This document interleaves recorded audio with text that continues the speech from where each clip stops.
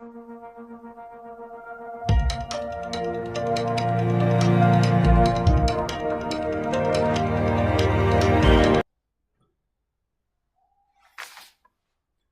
Everyone, welcome to the learning loop online educational platform.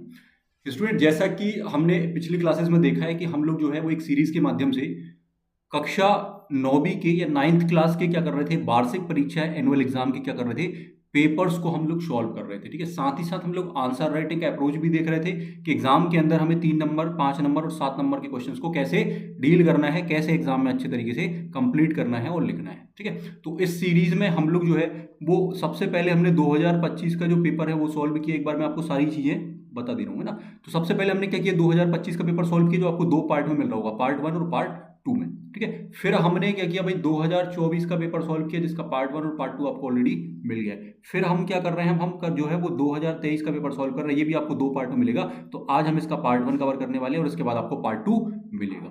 ठीक है, अब हम बात कर लेते हैं कि भाई इस पेपर को या इन पेपर्स को करने से फायदा क्या है ना। कुछ लोग ये मानते हैं या ये कहते हैं कि भाई पुराने पेपर से फायदा क्या है। तो जो प्रीवियस ईयर के जो पेपर्स हैं उससे फायदा ये है ना, कि जैसा कि हमने बोर्ड एग्जाम में देखा 10वीं और 12वीं में हम लोगों ने पुराने पेपर सॉल्व करे, तो देखने में ये आ रहा है कि कभी कभी ऐसा होता है या अक्सर ऐसा होता ही है ना कि 40 से 60% जो क्वेश्चन है ना वो एज इट इज रिपीट हो जाते हैं। क्या हो जाते हैं, एज इट इज रिपीट हो जाते हैं। पुराने सालों में पूछे हुए क्वेश्चन आपको सीधे सीधे एग्जाम के अंदर देखने के लिए मिल सकते हैं। दूसरी बात यह है, हम आंसर राइटिंग सीख रहे हैं कि पुराने जो क्वेश्चन आए हुए हैं उनका जो मॉडल आंसर है, आंसर किस तरीके से लिखना चाहिए कि आपको पूरे मार्क्स मिल रहे हों, हम ये चीज सीख रहे होंगे। ठीक है, साथ ही साथ हम ये देख रहे होंगे कि जो सिलेबस है हमारा या जो ब्लूप्रिंट है हमारा वो एग्जाम पेपर से कितना मैच खाता है या कितने परसेंट चीजें वहां से देखने के लिए मिलती हैं। तो आप जैसे कि आपको पता है कि जो हमारा ट्रेड है, ट्रेड से 75% चीजें आनी है और जो आपका रोजगार कौशल है वहां से 25% आपसे चीजें पूछी जानी है ना। तो पुराने पेपर्स हम लोग इसीलिए सॉल्व कर रहे हैं कि आपको इससे सारे जो है चीजें जो है वो आसानी से आप सीख पा रहे हो, साथ ही साथ एग्जाम के लिए आप प्रिपेयर हो रहे हो। ठीक है, क्योंकि हमें जो क्लास 9th के या 11th के एग्जाम को बहुत हल्के में नहीं लेना। बोर्ड पैटर्न के जैसा ठीक आपको पेपर देखने के लिए मिल रहा होता है, तो हमें भी उसी अप्रोच के साथ क्या करनी है, तैयारी करनी है और यहाँ पर अपनी चीजों को बहुत बढ़िया तरीके से क्या करना है, एग्जाम के अंदर हमें प्रेजेंट करना है या उसको करके आना है। तो बहुत सारे इसके फायदे हैं, मैंने आपको पिछले क्लासेस में भी बताया था। दूसरी बात मैं आपको ये बता दूं कि जिन भी बच्चों ने क्लासेस देखी हैं, आप क्लासेस को पूरी देखोगे तो आपको चीजें समझ में आ रही होंगी। साथ ही साथ जो भी पीडीएफ, आप जो क्लास की जो पीडीएफ नोट्स हैं या जो भी मैं आपको पढ़ा रहा हूँ या जो भी चीजें कंप्लीट करवा रहा हूँ उसके पीडीएफ नोट सीधे आप क्या कर सकते हो, टेलीग्राम चैनल आपको ज्वाइन करना पड़ेगा। ज्वाइन करने के बाद आपको ग्रुप में ही क्या हो जाएंगे, पीडीएफ आपको सीधे सीधे मिल जाएंगे जिनको आप डाउनलोड कर सकते हैं। ठीक है, तो हम आगे बढ़ते हैं। ठीक है, और आज हम जो पेपर सॉल्व कर रहे हैं वो हमारा 2022-23 सेशन का यानी 2023 का हम लोग पेपर सॉल्व करने वाले हैं या उसको देखने वाले हैं। तो सारी चीजें एज इट इज रहेंगी जैसा कि मैंने आपको प्रीवियस क्लासेस में बताया है कि क्वेश्चंस 20 ही होंगे, टाइम 3 घंटे का होगा और मार्क्स आपके कितने 100 होंगे। ठीक है, क्वेश्चंस आपको सबको पता है कि 1 से लेकर 4 तक जो होते हैं सारे वस्तुनिष्ठ या ऑब्जेक्टिव क्वेश्चंस होते हैं जो हम पार्ट 1 के अंतर्गत कवर करने वाले हैं। फिर उसके बाद हम 5 से 9 जो देखेंगे वो 3 नंबर वाले क्वेश्चन होंगे और 10 से 15 जो होंगे वो 5 नंबर वाले होंगे और 16 से 20 जो होंगे वो 7 मार्क्स वाले क्वेश्चन होंगे। तो ये सारे क्वेश्चन जो है वो हम पार्ट 2 के अंदर कवर करने वाले हैं। पेपर जो है वो आपको बाइलिंगुअल मिल रहा होगा, आप दोनों ही भाषाओं या दोनों ही मीडियम से आप क्या कर सकते हैं, पेपर को बहुत अच्छे से तैयार कर सकते हैं। चलिए, तो आज हम देख लेते हैं हमारा जो पहला क्वेश्चन है। ठीक है, वो सही विकल्प आपसे पूछे गए हैं। तो इसमें पहला क्वेश्चन आपसे पूछा गया कि पत्र के माध्यम से प्रेषक जो है, प्रेषक से जानकारी प्राप्त करने के लिए ठीक है किस विधि का उपयोग किया जा सकता है। क्वेश्चन को थोड़ा सा ध्यान से पढ़ेंगे, आपको कम्युनिकेशन की प्रोसेस पता है कि कम्युनिकेशन में एक प्रेषक होता है और दूसरा क्या होता है भाई, प्राप्तकर्ता होता है। तो प्रेषक जो है इसको हम सेंडर बोलते हैं और प्राप्तकर्ता को हम क्या बोलते हैं, रिसीवर बोलते हैं।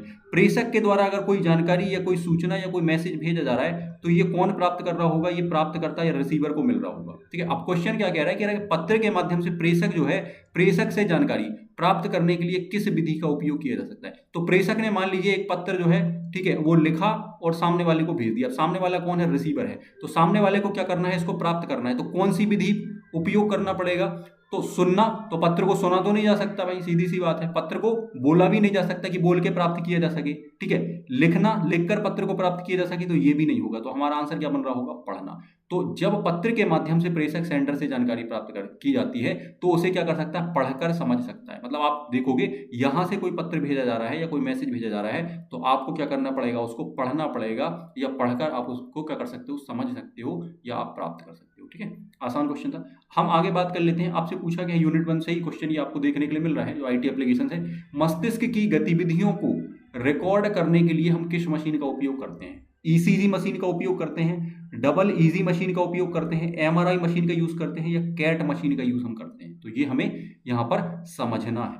तो सबसे पहले हम बात कर लेते हैं ईसीजी मशीन। तो ईसीजी मशीन मैंने आपको बताया था, ये क्या करती है भाई, हृदय संबंधी, ठीक है, गतिविधियों को रिकॉर्ड करने के लिए उपयोग करी जाती है। कौन सी? ECG machine. एमआरआई मशीन की हम बात कर लेते हैं, तो शरीर के आंतरिक जो हिस्से होते हैं या आंतरिक जो अंग होते हैं, इनकी क्या करती है, ये विस्तृत तस्वीर दिखाती है। कौन सी मशीन? एमआरआई मशीन, ठीक है। तो ये शरीर के आंतरिक, ठीक है, अंगों की विस्तृत तस्वीर दिखाने का क्या करती है, कार्य करती है। फिर हम कैट की बात कर लेते हैं, तो इसके अंदर सीटी स्कैन मशीन की हम अगर बात करें, है ना, सीटी स्कैन मशीन, तो सीटी स्कैन मशीन भी क्या करती है, शरीर के अंदरूनी भागों की क्या करती है, एक्सरे, ठीक है, क्या बनाती है, एक्सरे आधारित छवि बनाती है, ठीक है। तो 3 आंसर हमारे नहीं हो सकते, ईसीजी हमारा आंसर नहीं हो सकता, एमआरआई नहीं हो सकता और कैट नहीं हो सकता। तो हमारा आंसर क्या होगा, डबल ईजी मशीन, ठीक है, डबल ईजी मशीन। इसको अपन क्या, डबल ईजी मशीन जो होती है ये क्या करती है भाई, तो ये मशीन जो है मस्तिष्क की गतिविधियों को रिकॉर्ड करने के लिए क्या होती है, उपयोग करी जाती है। इसको अपन क्या बोलते हैं, तो इसको बोला जाता है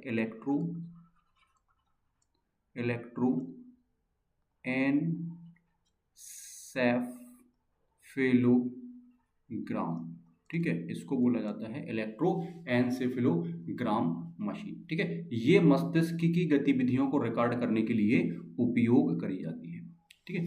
नेक्स्ट हम बात कर लेते हैं, निम्नलिखित में से कौन सा ऑपरेशन माउस के द्वारा नहीं होता? माउस से लेफ्ट क्लिक होता है, बिल्कुल होता है। किसी वस्तु को चुनने के लिए या सेलेक्ट करने के लिए हमने पढ़ा है कि माउस से क्या होता है, लेफ्ट क्लिक किया जाता है। राइट क्लिक क्या करता है, तो राइट क्लिक क्या करता है, इससे क्या होते हैं, शॉर्टकट मेन्यूज खुल जाते हैं। क्या खुल जाते हैं, शॉर्टकट मेन्यू या एक ड्रॉप डाउन एक लिस्ट खुल जाती है, ठीक है। फिर हम बात कर लेते हैं डबल क्लिक। तो डबल क्लिक से क्या होती है, किसी वस्तु को या किसी फाइल को या किसी प्रोग्राम को क्या किया जाता है, ओपन किया जाता है। अब बात आती है मिडल क्लिक की। तो मिडल क्लिक नहीं होता, इसमें क्या होता है, स्क्रॉल होता है ना, जिसको हम स्क्रॉल बोल सकते हैं। स्क्रॉल संबंधी कार्य करने के लिए जो बीच वाली बटन होती है माउस की, उसका उपयोग किया जा सकता है ना। तो अगर हम देखेंगे कि इसमें भाई देखो, इसमें हालांकि होना तो चाहिए, इसमें कोई नहीं आंसर होना चाहिए, पर यहाँ पर चारों ऑप्शन दिए गए तो हमें इन्हीं में से कोई एक चूज करना पड़ेगा। तो हम मिडिल क्लिक को चूज कर सकते हैं, ठीक है। मिडिल क्लिक जैसा कुछ नहीं होता है, क्या होता है, स्क्रॉल बटन अगर यहाँ लिखा होता तो हम इसको सही कह सकते थे। तो मिडिल क्लिक आप लगा सकते हो कि माउस के द्वारा कौन सा ऑपरेशन नहीं होता, तो मिडिल क्लिक जैसा कुछ नहीं होता, कि स्क्रॉल बटन होती है, हालांकि उसको मिडिल क्लिक कहा जा सकता है, पर क्लिक नहीं होता, वो स्क्रॉल की जाती है ना। तो आप इसके साथ जा सकते हो। आगे बात आती है ग्रामर की जांच करने के लिए हम निम्न में से किस मेन्यू में जाते हैं, या हमें किस मेन्यू में जाना चाहिए ग्रामर को चेक करने के लिए, ग्रामर की जांच करने के लिए? तो इसका आंसर जो होगा वो आपका होगा टूल मेन्यू, सही होगा, है ना। टूल मेन्यू में हमें ग्रामर चेक करने जैसा ऑप्शन मिलता है। लिब्रे ऑफिस कैल्क में हम बात कर लेते हैं। लिब्रे ऑफिस कैल्क में आपसे कहा जा रहा है कि रो हेडिंग जो है वो खाली स्थान में होती। आपको मैंने बताया था कि इस तरीके से आप लिब्रे ऑफिस की बात जब करोगे तो यहाँ पर 1 2 3 4 करके इस तरीके से नंबर्स होते हैं, और ऊपर आप बात करोगे तो ABCD करके आपके क्या होते हैं, कॉलम्स होते हैं। तो इनको हम कॉलम बोलते हैं, और रो जो होती हैं वो किस में होती हैं, नंबर्स में होती है। तो हम किसके साथ जा सकते हैं, नंबर ऑप्शन के साथ जा सकते हैं, कि रो जो है वो नंबर्स में देखी जाती है, ठीक है। अब यही वाला पार्ट आपको यहाँ इंग्लिश में मिल रहा है, तो आप इसको एक बार डाउनलोड करके देख सकते हैं। नेक्स्ट हम बात कर लेते हैं अगले क्वेश्चन की, कि खाली स्थान या रिक्त स्थान को आपको यहाँ पर फिल करना है। सबसे पहला क्वेश्चन यहाँ पर आता है कि ITES को खाली स्थान भी कहा जाता है। अब यहाँ पर थोड़ा सा ध्यान देना, हम गलती क्या कर सकते हैं, हमें पता है ITES का फुल फॉर्म क्या होता है? ITES का फुल फॉर्म होता है इंफॉर्मेशन टेक्नोलॉजी इनेबल्ड क्या होता है, सर्विसेज होता है, ठीक है। तो आपसे क्या ये पूछ रहे हैं कि ITES का पूरा नाम या फुल फॉर्म क्या होता है? नहीं पूछ रहा है, तो हम ये नहीं लिख सकते कि इंफॉर्मेशन टेक्नोलॉजी इनेबल्ड सर्विसेज को कहा जाता है, नहीं। आपसे ये कह रहे हैं कि ITES का एक दूसरा नाम या इसको किस और नाम से भी जाना जाता है। तो आप सबसे पहले इस बात को समझिए कि इंफॉर्मेशन टेक्नोलॉजी इनेबल्ड सर्विसेज जो होता है इसको हम लोग बोलते हैं सूचना प्रौद्योगिकी समर्थित सेवाएं। क्या बोलते हैं? सूचना प्रौद्योगिकी समर्थित सेवाएं। दूसरी बात, इसका मतलब क्या होता है समर्थित सेवाओं का? तो जब आप सर्विसेज का यूज करके जो सुविधाएं हैं, ठीक है, जो सर्विसेज हैं, ठीक है, या जो फैसिलिटीज हैं उनको आप और बेहतर बना देते हैं यूज के लिए, तो उसे ही हम क्या कहते हैं? ITES कहते हैं। मतलब हम IT की जो टेक्नोलॉजी है उसका यूज करके जो सेवाएं हैं, जो सर्विसेज हैं, उनको और बेहतर बना देते हैं, तो इसे ही हम ITES कहते हैं। तो ऐसा कहाँ होता है? तो आपको याद होगा हमने क्या पढ़ा था? BPO। क्या पढ़ा था? BPO। इसको हम बोलते हैं बिजनेस प्रोसेस आउटसोर्सिंग। ठीक है, बिजनेस प्रोसेस आउटसोर्सिंग। तो हम यहाँ पर ये खालिस्तान जो है इसमें इसको BPO भी कह सकते हैं, या BPO यहाँ पर रखा जा सकता है। ठीक है, नेक्स्ट हम बात कर लेते हैं हेडर जो है पेज के खालिस्तान हिस्से पर होता है। तो मैंने आपको एक ट्रिक बताई थी कि जो पेज होता है, ठीक है, पेज का ऊपर वाला हिस्सा हेडर कहलाता है और पेज का नीचे वाला हिस्सा फुटर कहलाता है। मैंने आपसे कहा था कि कोई भी इंसान है, हम खुद की बात करें तो हमारा जो सिर है या हेड है ना, जिसको हम हेड बोलते हैं ना, तो हेड कहाँ होता है? हमेशा आपको पता है ऊपर होता है। और फुट हम किसको बोलते हैं? पैर को बोलते हैं। तो पैर हमारे कहाँ होते हैं? नीचे होते हैं। तो जब भी आपसे हेडर फुटर पूछा जाए तो हेडर यहाँ पूछा गया तो आप क्या लिखेंगे? यहाँ पर ऊपरी हिस्से पर होता है या टॉप साइड होता है। ठीक है, टाइपिंग की गति को हम किससे मापते हैं? तो आपने पढ़ा होगा, इसको हम क्या बोलते हैं भाई? WPM बोलते हैं। क्या WPM बोला जाता है? क्या बोला जाता है? WPM को हम क्या बोलते हैं? और वर्ड प्रति मिनट या वर्ड पर मिनट, है ना, या शब्द प्रति मिनट भी आप कह सकते हो, है ना। ठीक है, जेड के ठीक आगे कौन सा कॉलम आता है? तो हमें पता है जेड के बाद हम एक्सेल या स्प्रेडशीट की बात यहाँ पर करी जा रही है, तो यहाँ पर क्या आता है भाई? AA जेड के बाद आता है। ठीक है, किसी डॉक्यूमेंट को ओपन करने के लिए शॉर्टकट क्या होता है? तो ये हमने पढ़ा हुआ है Ctrl+O। ठीक है, शॉर्टकट्स वगैरह जरूर आप याद रखें अच्छे से, यहाँ से क्वेश्चन पूछे जा रहे हैं। ठीक है, चलो नेक्स्ट हम बात कर लेते हैं सही जोड़ियां या मैच द कॉलम। तो हेडर और फुटर, यहाँ पर क्या लिखा है? हेडर और फुटर। तो हेडर और फुटर जो है वो किसके साथ आपका मैच कर जाएगा? तो हेडर फुटर जो है भाई वो इंसर्ट मेन्यू के अंतर्गत हमें देखने के लिए मिलता है। ठीक है, इटैलिक जो होता है इसको हम क्या बोलते हैं? Ctrl+ हम I बोल सकते हैं। इटैलिक को क्या बोल सकते हैं? Ctrl+I। ये I होगा तो Ctrl+I। ठीक है, फिर हम बात कर लेते हैं नेक्स्ट, एक पॉइंटिंग डिवाइस है। तो पॉइंटिंग डिवाइस यहाँ पर हमें क्या देखने के लिए मिल रहा है? माउस देखने के लिए मिल रहा है। माउस क्या है? पॉइंटिंग डिवाइस है। फिर बात आ जाती है गाइड की। तो गाइड की हम किसे कहते हैं? तो F को और J को गाइड की के नाम से जाना जाता है। F को और J को गाइड की के नाम से जाना जाता है, क्योंकि कीबोर्ड में ये दो मात्र ऐसी बटन होती है जिनके ऊपर एक हल्का सा क्या होता है? एक पट्टी लगी होती है, एक उभार बना होता है, एक नॉच बना होता है, जिस पर आप अपने फिंगर को रखकर क्या समझ पाते हैं कि ये वाली की जो F है और ये वाली क्या है? J है। तो इसीलिए इनको गाइड की के नाम से जाना जाता है। नए डॉक्यूमेंट, जो नया डॉक्यूमेंट्स है, नए डॉक्यूमेंट्स के लिए हमें पता है कि हम किसका यूज़ करते हैं? Ctrl+N का यूज़ करते हैं नया डॉक्यूमेंट जो है उसके लिए। ठीक है भाई,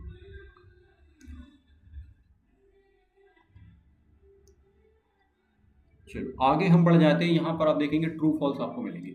तो कह रहे करंट फाइल का नाम स्टेटस बार में दिखाई देता है। ये क्वेश्चन आप देखोगे हर साल पूछा जा रहा है आपसे। ठीक है ना, करंट फाइल का नाम जो है क्या स्टेटस बार में दिखाई देता है? तो बिल्कुल नहीं देता। हमने इसका हर बार आंसर क्या बताया कि असत्य होगा या क्या होगा? फॉल्स होगा।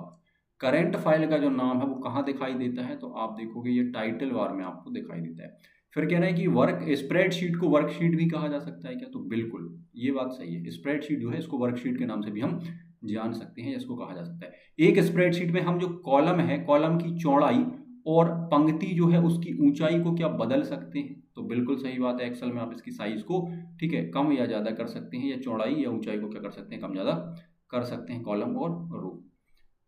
प्रेजेंटेशन में ऑडियो या वीडियो क्लिप इंसर्ट करना संभव नहीं है। तो ये कह रहा है कि नहीं है।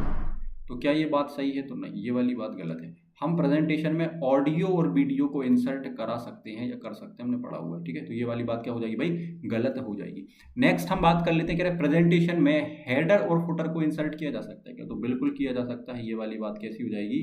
सत्य हो जाएगी कि प्रेजेंटेशन आप बना रहे हैं उसमें हेडिंग के लिए हम हेडर का यूज़ कर सकते हैं, और नीचे पेज नंबर या हम कुछ एंट्रीज करने के लिए क्या कर सकते हैं? फुटर का यूज़ भी कर सकते हैं। ये बात सही है।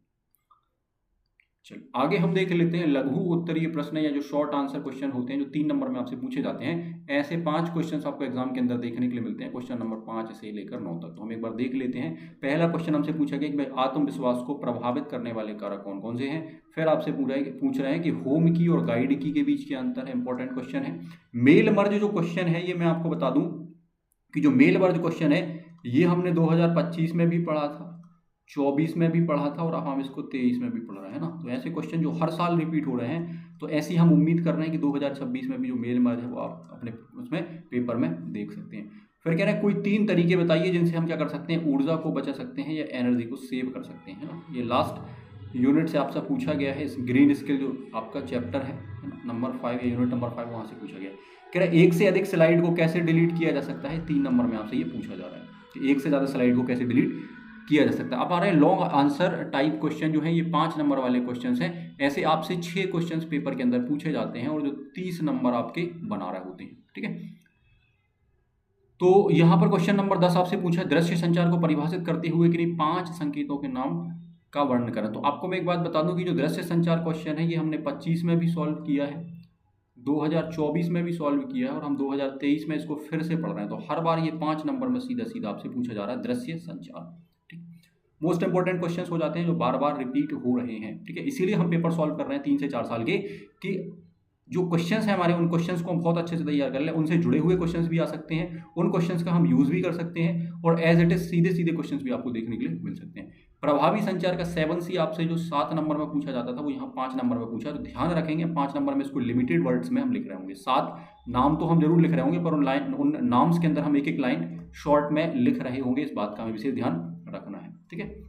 लिब्रे ऑफिस जो सूट है उसके विभिन्न घटकों की सूची आपसे पूछी गई है कि इसमें बताओ कौन कौन से घटक लिब्रे ऑफिस के अंतर्गत कौन कौन से घटक आते हैं। प्रत्येक घटक को क्या करना है, एक लाइन में भी हमें क्या करना है, बताना है, ठीक है।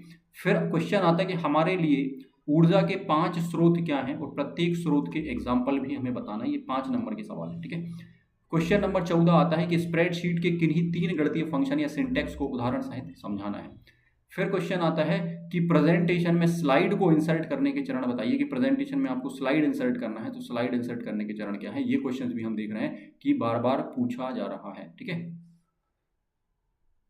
फिर आते हैं ऐसे आंसर टाइप क्वेश्चन या निबंधात्मक क्वेश्चन। ये क्वेश्चन 7 नंबर के होते हैं और ऐसे 5 क्वेश्चन आपको पेपर में देखने के लिए मिलते हैं और ये 35 मार्क्स आपके बना रहे होते हैं, जो काफी इंपॉर्टेंट रोल प्ले करते हैं। आईटी क्या है, दैनिक जीवन में आईटी के उपयोग को उदाहरण सहित आपको समझाना है। फिर आ जाता है क्वेश्चन नंबर 17 कि कंप्यूटर कीबोर्ड में जो कीज हैं उनके प्रकार बताना है। तो ये क्वेश्चन भी आप देखोगे कि हर बार आपसे पूछा जा रहा है पेपर में, है ना। काफ़ी सारी चीज़ें आपको रिपीटेड देखने के लिए मिल रही हैं। 50% से ज़्यादा चीज़ें आप देखोगे पेपर में रिपीट होती हैं या हमें पूर्व के वर्षों के जो क्वेश्चन पेपर हैं उनके साथ देखने के लिए मिलती हैं। आगे शॉर्ट नोट देखोगे तो यहाँ आपसे क्वेश्चन 7 नंबर में पूछा गया कि अंडो और रीडो को समझाएं, कॉपी और पेस्ट क्या होता है, कट और मूव क्या होता है। ये तीनों पॉइंट्स आपको बताना, ध्यान देना। 7 नंबर का क्वेश्चन है तो हम हर क्वेश्चन में 2 नंबर जैसा कुछ हम लिख रहे होंगे। फिर बात आ जाती है क्वेश्चन नंबर 19 की कि इलेक्ट्रॉनिक स्प्रेडशीट सॉफ्टवेयर की मुख्य विशेषताएं बताइए, कि कौन कौन सी इसकी मुख्य विशेषताएं होती हैं, ठीक है। स्प्रेडशीट की मुख्य विशेषताएं आपको बतानी सॉफ्टवेयर। फिर कह रहे हैं क्वेश्चन नंबर 20 में कि विभिन्न टूल बार को वर्णन सहित समझाइए, कि टूल बार क्या होते हैं और कौन कौन से टूल बार होते हैं ना। लिब्रे ऑफिस राइटर की यहाँ पर बात करी जा रही है 9th क्लास में, आप दूसरे कोई टूल बार नहीं बता रहे होंगे, है ना। तो हम जो क्वेश्चंस हैं डिस्क्रिप्टिव क्वेश्चन 3 नंबर, 5 नंबर और 7 नंबर, यहाँ पार्ट 2 के अंदर बहुत अच्छे से क्लियर कर रहे होंगे और काफ़ी डिटेल में हम इनको समझ रहे होंगे।